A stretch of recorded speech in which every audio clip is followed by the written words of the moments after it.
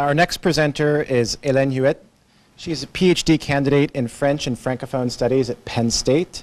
She's presented widely on the Decadent movement, a late 19th century French literary phenomenon that grew out of notions of social and political decay.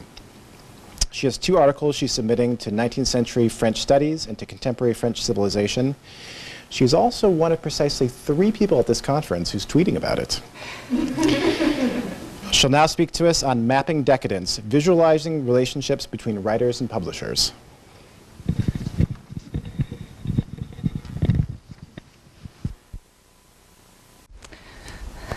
Thank you. Yes, if you're tweeting, please, you can tweet me back at superHH, HH in capital letters, if you want to give me some feedback. That'd be great. I think, yeah, we're like, are we 3? I thought I was alone for a moment.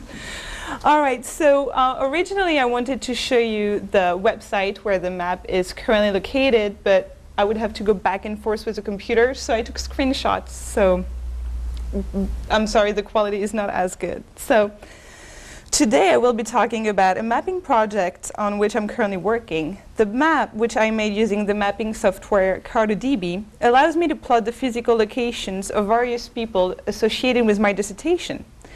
These people include the French writers Joris Carl Huysmans, Jean Laurent, Marcel Schwab, and Rachilde, all of them belonging to the Decadent movement, which I will describe, as well as the publishers.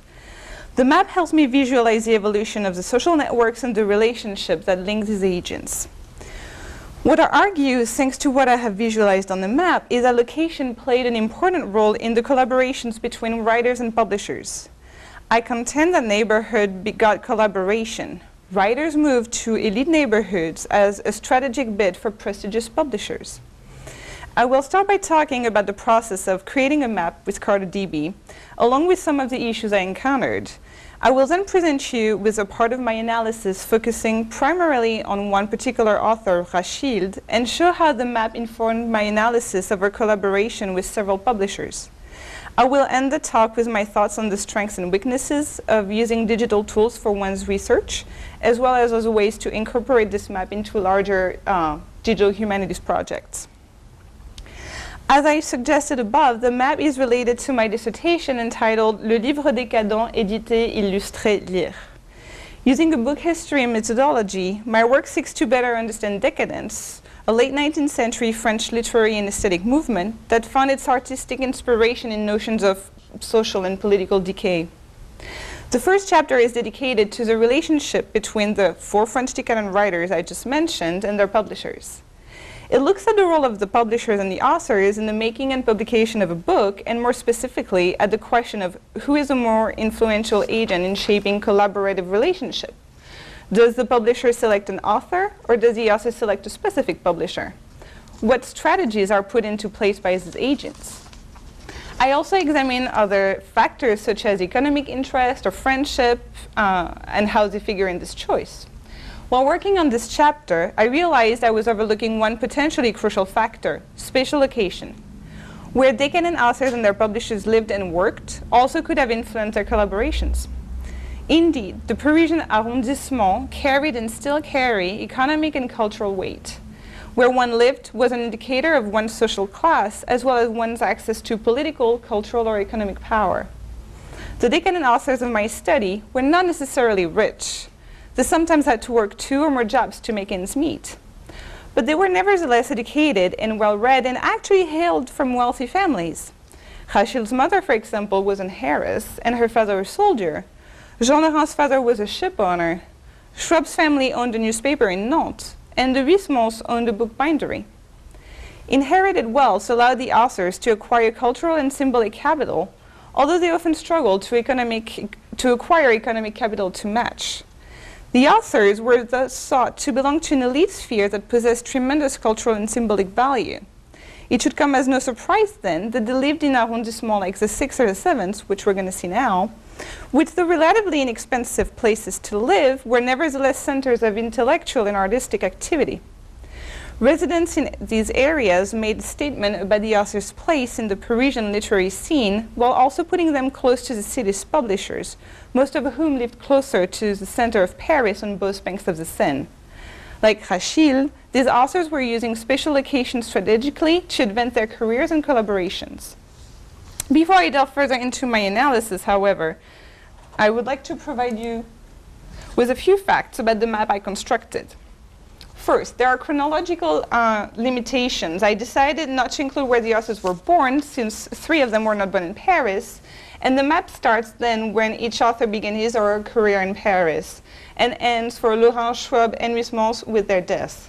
Rachel outlived all of them. She died in 1953, which is long after the period I'm studying. And so she makes her final appearance in the map in 1903. So as you can see, what I did is I created 5 tables to represent my data. 4 tables for the authors and 1 for the publishers.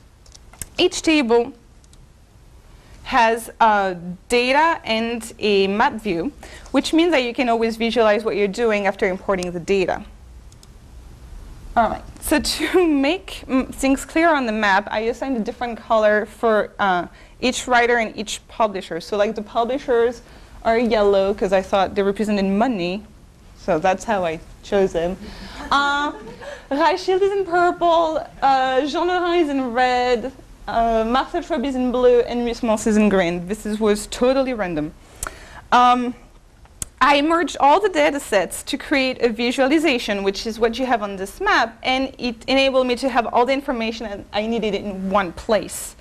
One thing to note, if you're ever interested in CartoDB, for the kind of work that I'm doing, it's not really working because, first of all, you can only merge 4 data sets per visualization with the free version. So yes, that was a little problematic, but I asked and they helped me out. Also, one of the downsides of this software is that not all of the information I want is available at once. Pretty much, if I want to look at the publishers, I need to select the data sets for publishers, and then whatever data will appear on the map. But then if I want to look at the author, it won't appear. So then I have to select each author, so it makes it very complicated. You cannot see it because I took screenshots, but pretty much I kind of have to know where everybody is, which is a bit hard because there are a lot of people. And it's probably one of the reasons for which I'm going to have to change software. Because it's driving me crazy, and I will talk about this at the end of my presentation. But now that the relationships between the publishers and the authors have been digitally represented, I would like to present you a small part of my analysis, and to respect the time frame, I will focus on one author in particular, Rachel. There she is. When she moved to Paris in 1878 with her mother, Rachel, whose real name was Marguerite Emery, lived with her cousin Marie de Saverny at 11 Avenue de l'Opéra in the 2nd arrondissement near the Louvre, and also near a few renowned publishers. This location was going to play a vital role in launching Rachel's career. This arrondissement was well known at the end of the 19th century for its cafés, theater, restaurants, and for housing the headquarters of many newspapers. It was also one of the most expensive arrondissements in which to live. Rachel's cousin was the head of the fashion magazine L'École des Femmes and helped the young author start her career as a writer in Paris by letting her write for her magazine and introducing her to a few literary salons. As for Rachel's mother, she also had literary connections in Paris and acted as an agent for her daughter, shopping around Rachel's first book. According to her preface in Amour in 1886, Rachel did not have much money at the time. She was not earning much writing articles, and she had not received any money from her parents. But there was an upside to her location. Living on Avenue de l'Opéra meant that she was living close to several publishers. Helped by her mother and her cousin's connection, Rachel managed to have her first book published by the publisher Edouard Dantu. So here's Rachel and here's Dantu, who was living nearby, as you can see.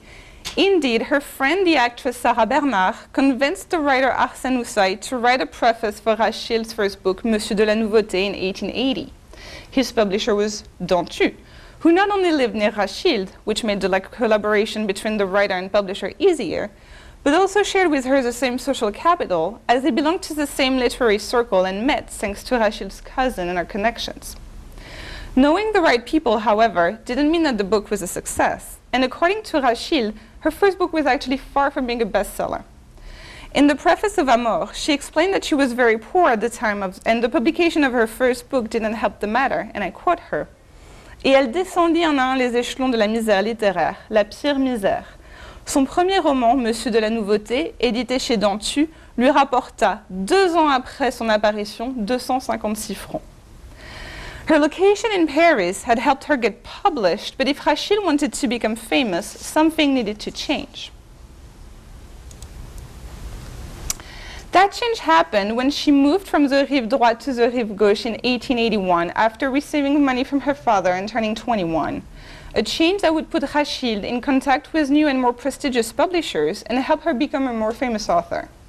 From 1881 to 1889, she lived on her own at 5 Rue des Écoles in the 5th arrondissement, an intellectual hub and vibrant neighborhood with a Sorbonne University in the vicinity. It was also a much more affordable arrondissement. There, Rachel started collaborating with a new publisher. So Rachel was here, and she started working with him here. Edouard Monnier, that was his name, who was conveniently located close to her new home. Monnier published 6 of her books from 1885 until 1888. Her collaboration with him was strategic. Monnier, or La Pire des Canailles, for Rachel, was also known, and I quote Michael Finn, in Hysteria, Hypnotism, the Spirits, and Pornography, known for his risque illustrated book covers and his habit of cheating on the number of copies printed. Monnier seemed like the perfect fit for Rachel, actually. In fact, the writer had just become extremely famous thanks to the publication of her scandalous book, Monsieur Vénus, published in 1884 in Brussels by Auguste Brancard. Succès de scandale, the book gave immediate notoriety to Rachel. She had to have it published in Belgium as it was deemed too risqué for the French authorities. Even if Rachel was sentenced to pay a fine of 2,000 francs, which she never did pay, by the way, because her book was considered to be improper, the publication of Monsieur Vénus achieved what she had always wanted. Rachel became a household name, hated by some and admired by others. It also meant that the publishers with whom she collaborated following Monsieur Vénus wouldn't be afraid of working with her and would willingly play up her scandalous notoriety. Monnier matched that description. Both shared similar interests, living in the same intellectual neighborhood. They enjoyed being known for being scandalous and used their reputation as a strategy to sell more books. In 1889, Rachel moved once again to the 6th arrondissement, very intellectual and cultural neighborhood where, for instance, the École des Beaux-Arts was located. Like her previous moves, this move also helped instigate new collaborations. The 6th was slightly more expensive than where she had been living previously. But now she was married to Alfred Valette, the founder in 1890 of the Journal Mercure de France, and so she could afford living there. As Rachel's career was more successful too, the place where she was living mirrored that evolution. Again, living in a wealthier arrondissement precipitated a change in publishers. Indeed, Rachel started working with nearby publishers Félix Brossier and later Léon Genonceau, who took over Brossier's business in 1890. These 2 men, who also lived in the 6th arrondissement, published her next 3 books from 1889 until 1891. But the collaboration came to an end in the early 1890s when both men were either condemned or threatened for their outrage aux bonnes mœurs. So actually, Félix Brossier disappears in 1890. Genonceau took over. At the end of 1891, he actually leaves for London to sort of escape French authorities. He will come back eventually in the 1900s, but then disappears again. So this forced Rachel to find another publisher, as her publishers were now more scandalous than her books were. And in 1893, she published 1 book with Simonis Ampis, who is so on the other side of the Seine. And she for once collaborated with a publisher that was outside of her neighborhood. Indeed, Ampis' publication house was located near where she had first lived with her cousin. His business was located further away than that of her other publishers, but she may have met him when she lived with her cousin and worked with Dantu. Unlike Rachel's previous publishers, Simonis Ampis didn't have a scandalous reputation, which was what Rachel was looking for, as she wanted to be seen as a more serious author. She only worked with Simonis Ampis for a single book because in 1893, her husband's Mercure de France became a publishing house. Rachel didn't need to look any further for a publisher who would adapt to her every need. And 10 years later, Rachille and Valette moved to 26 Rue de Condé, remaining in the 6th arrondissement, and bringing their publishing house with them. Rachille had never been closer to her publisher. So at the beginning of her career, Rachille benefited from her family's connections. Not only could she live with her cousin in a place so conveniently located to start a literary career, but she was also introduced to various important figures in contemporary cultural life, such as the actress Sarah Bernard, as well as publishers like Dantu. As her career progressed, she could afford living on her own, even though her mother was never too far away. And during that time, and even after she moved in with Valette, she worked with publishers who lived nearby, more or less in the same arrondissement, and who also had shared similar interests in terms of strategy. Her moves always entailed a change in publishers. Her geographical location in the Parisian social space was key for her to maintain her place in literary society. Who she was working with and where she was living helped her to remain in the elite sphere to which decadent writers like her belonged or were thought to belong.